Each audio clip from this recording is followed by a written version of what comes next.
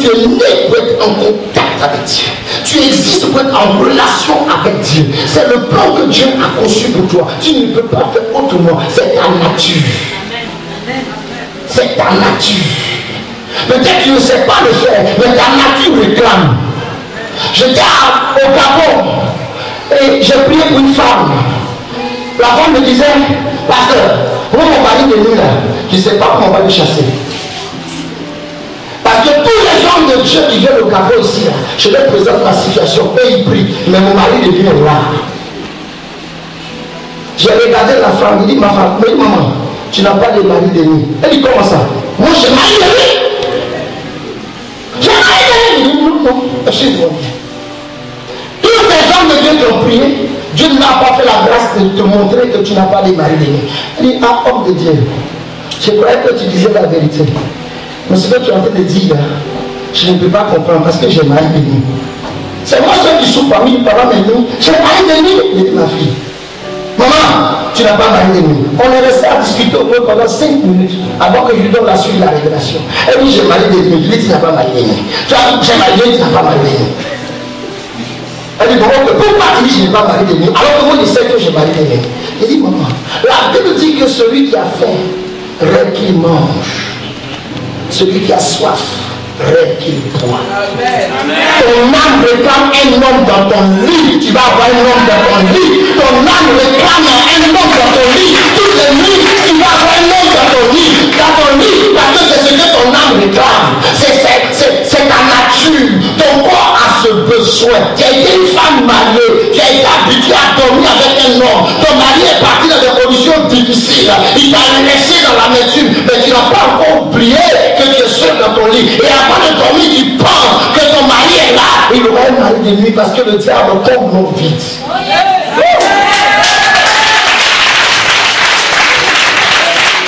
Elle dit, ah bon? Je dis, je te donne tout le temps que je suis ici au Gabon. J'ai fait seulement que 10 jours au Gabon. On s'est rencontrés à 3 ou 4 jours avant mon arrivée, avant mon départ du Gabon. Je dis, tout le temps que je suis au Gabon, si ton mari de nuit vient, c'est que je ne suis pas serviteur de Dieu. Si tu comprends ce que je suis en train de dire, que tu fais le vide dans mon lit. Elle va être ce matin, je dis, elle m'appelle, homme de Dieu, il n'est pas venu, il ne peut pas venir parce que tu ne l'as pas appelé. Il ne peut pas venir parce que tu ne l'as pas appelé.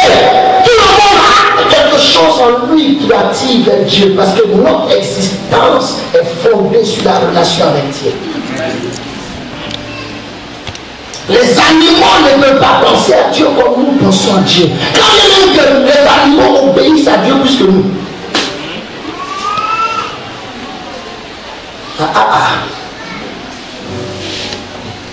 C'est notre nature. La chose est en toi. Tu ne peux pas faire autrement. La chose est en toi.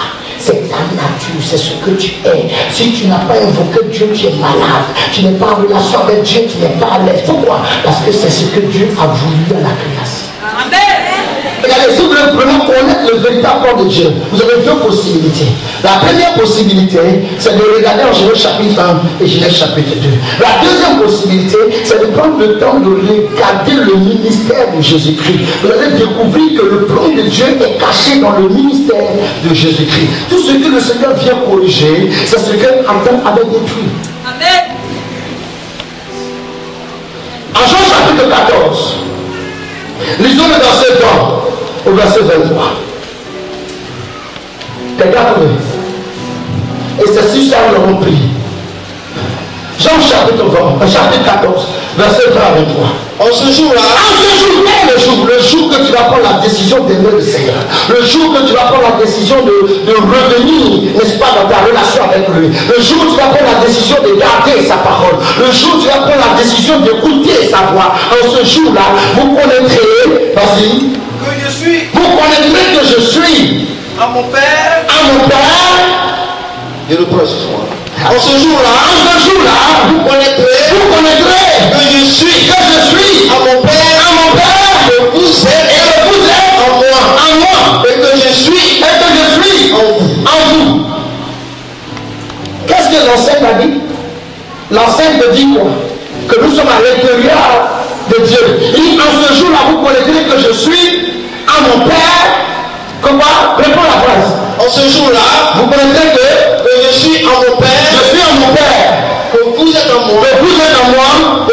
sont. Et que je suis en vous. Continue. Continue.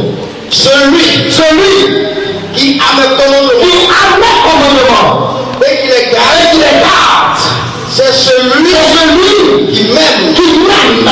Et celui qui m'aime, aucune intimité n'existe sans amour.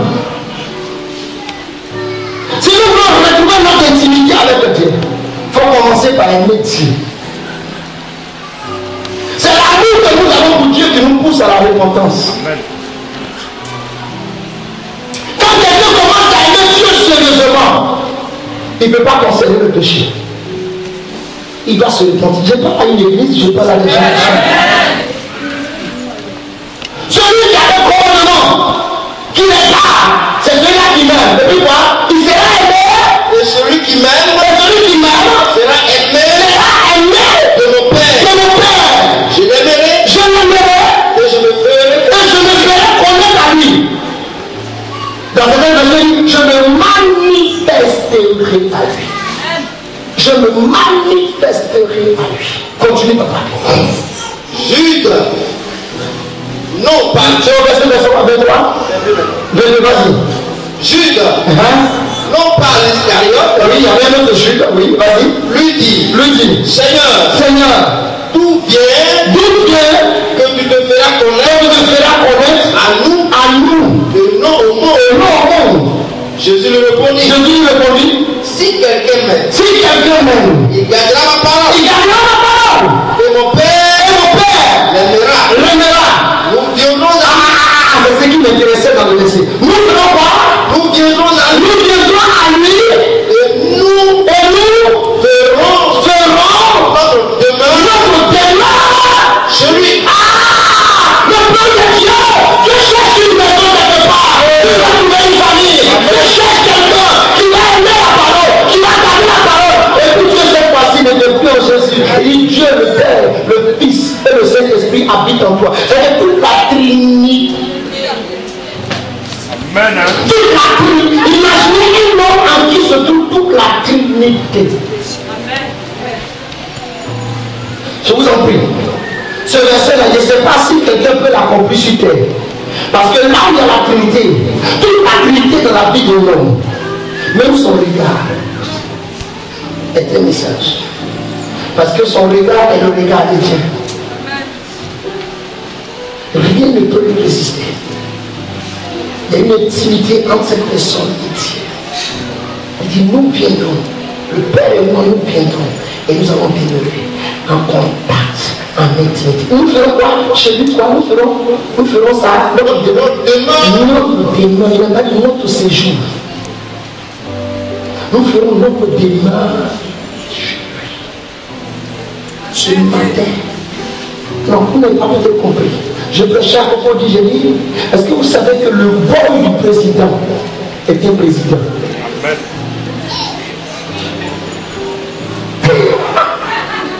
Le boy du président a les mêmes avantages. Peut-être c'est le salaire qui différencie que le président. Où le président dort, le boy dort. Les gars qui protègent le président, ils protègent le boy. Et le président a peur de son boy plus que de ses gars. Parce que la personne qui peut le tuer rapidement, c'est le boy. La Bible dit nous sommes un sacerdoce royal. C'est-à-dire que nous travaillons dans la maison du roi. C'est-à-dire que la protection que Dieu a par les anges. C'est pourquoi c'est nous qui avons jugé les anges. Celui qui rentre dans la famille de Dieu, celui qui rentre dans l'intimité de Dieu. Là où Dieu est, les anges qui sont là, c'est pas pour Dieu seul, c'est pour toi. Et puis Dieu dit, mon fils et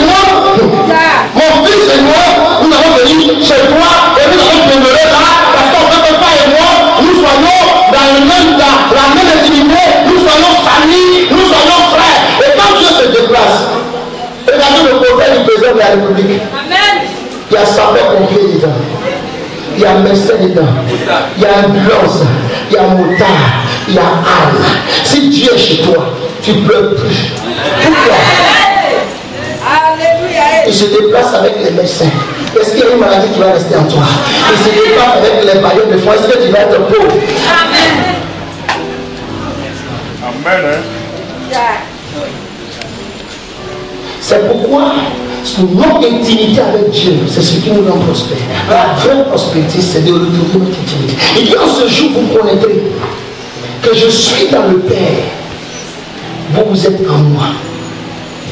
L'intimité avec Dieu, excusez-moi, je vais dire un mot fort, c'est notre talisman. Regardez ce stylo. Il est fait de 3 choses. Il y a cette première gaine, et puis il y a ce petit tuyau blanc dans lequel se trouve la mine. Je veux te dire qu'il est très avantageux pour toi d'être en intimité avec Dieu. Jésus dit, vous connaîtrez que moi, je suis dans le Père, que vous êtes en moi. En d'autres, quand quelqu'un a l'intimité avec Dieu, si un sorcier veut t'atteindre, il faut qu'il tue d'abord Dieu. Quand nous sommes en intimité avec Dieu, je peux parler à quelqu'un chose. Quand nous sommes en intimité avec Dieu, celui qui veut nous faire, il doit d'abord séparer Dieu de Jésus.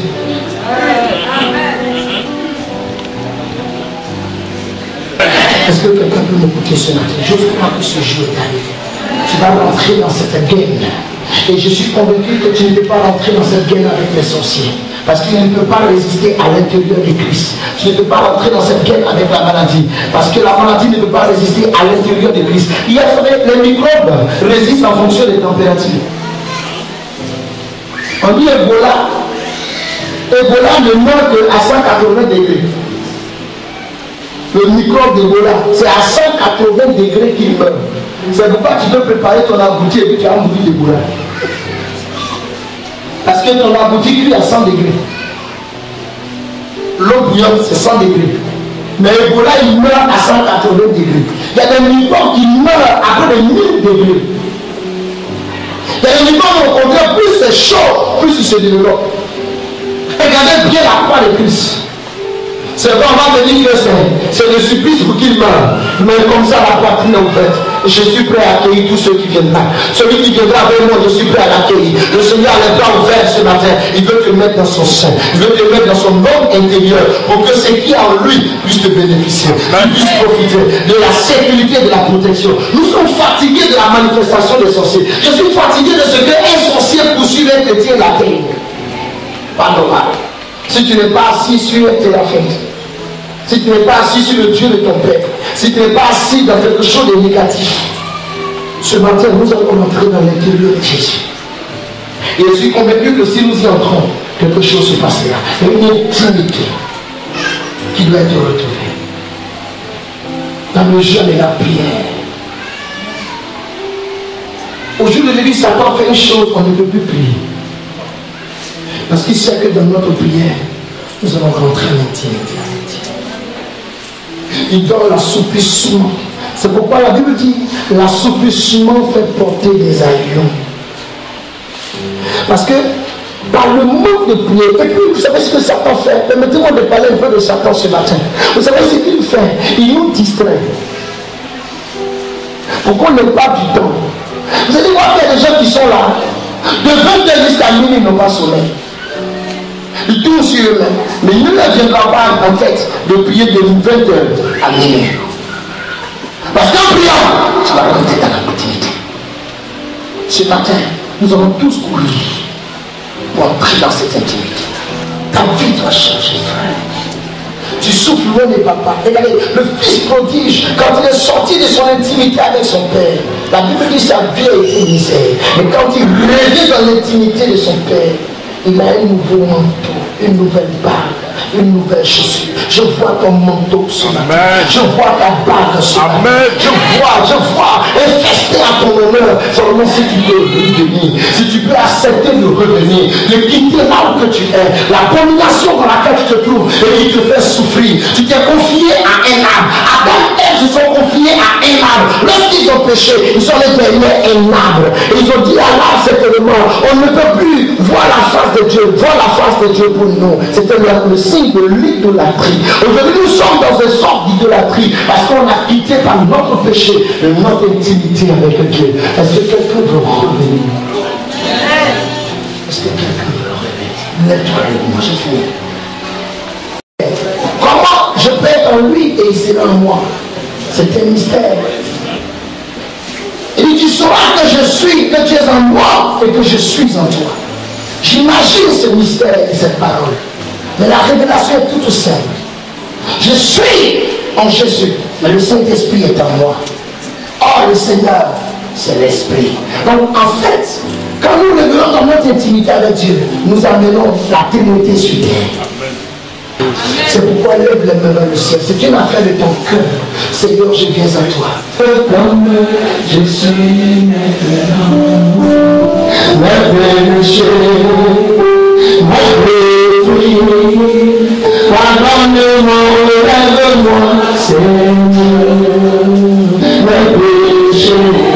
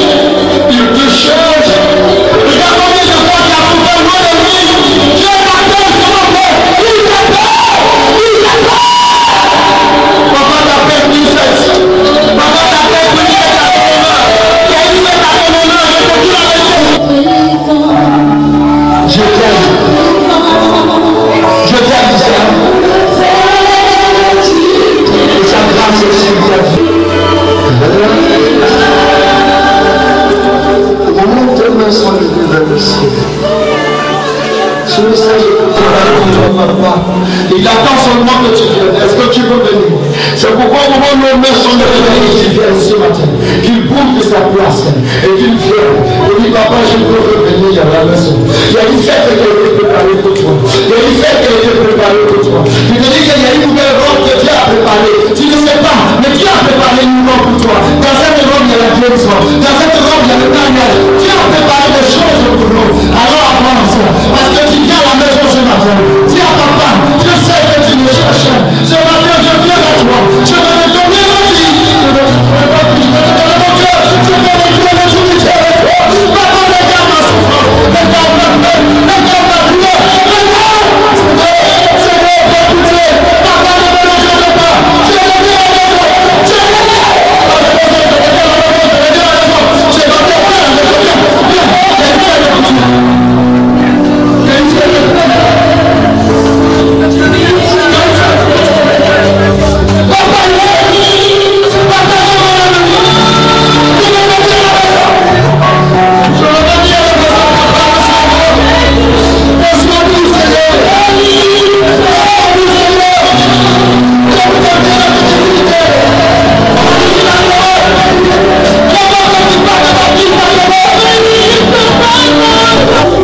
la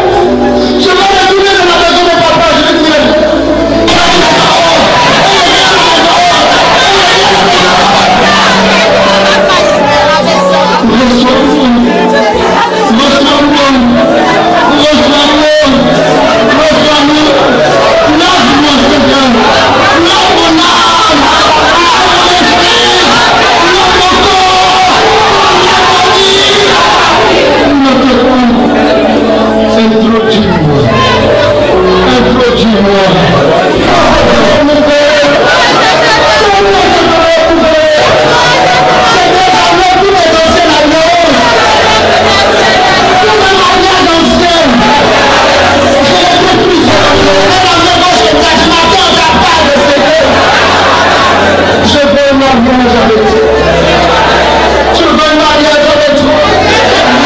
Je vais te dire à la maison.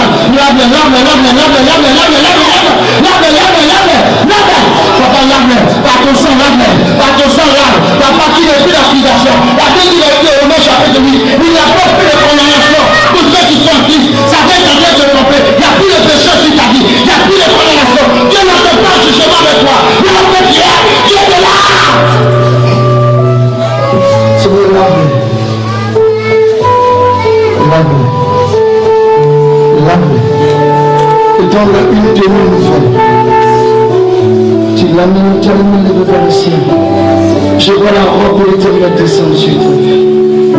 Ne va pas soyez partout parce que c'est une onction forte.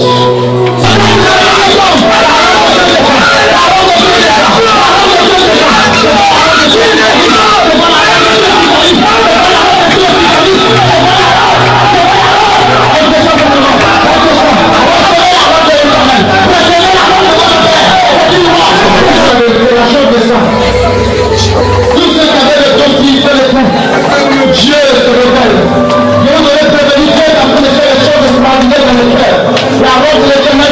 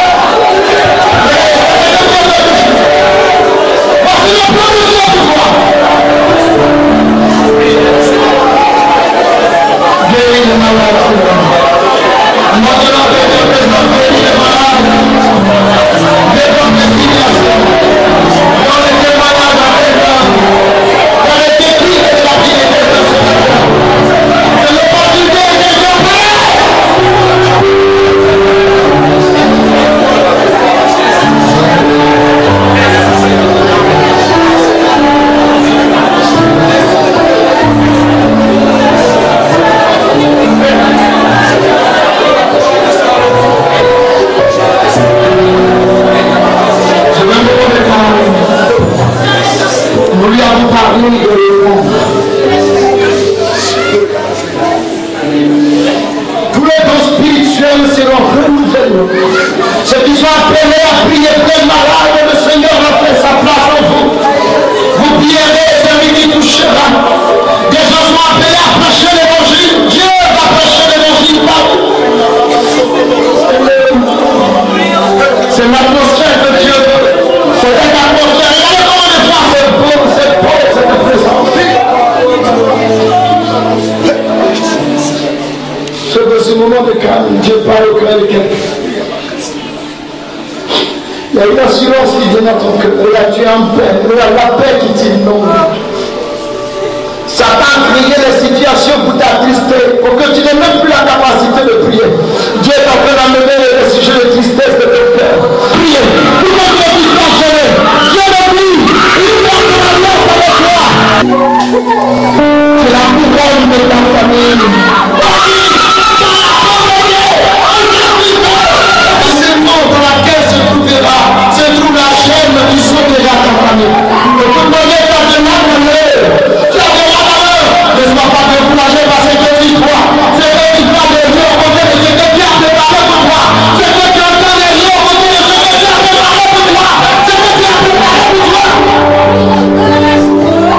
Il y a une alliance entre toi et Dieu. Tu ne vois pas que de ta douleur, chaque fois que tu ouvres la Bible, Dieu te console. Il y a toujours un passage que Dieu te donne. Il y a toujours un passage que Dieu te donne. Quand tu es attaqué, quand tu es attristé, quand tu ouvres la Bible, il y a un passage que Dieu te donne pour te consoler. Parce que Dieu t'attend. Dieu t'attend dans votre chambre secrète. Dieu t'attend dans votre alliance secrète.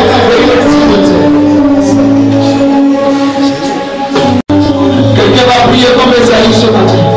Seigneur, me voici. Envoie-moi. Ça sera le déclic. C'est ton heure. Lève la main droite. Dis, il est l'heure. Et c'est mon heure. Frère, si tu crois ça arrive, si tu dis, il est l'heure. Et c'est mon heure. Il est l'heure. Et c'est mon heure.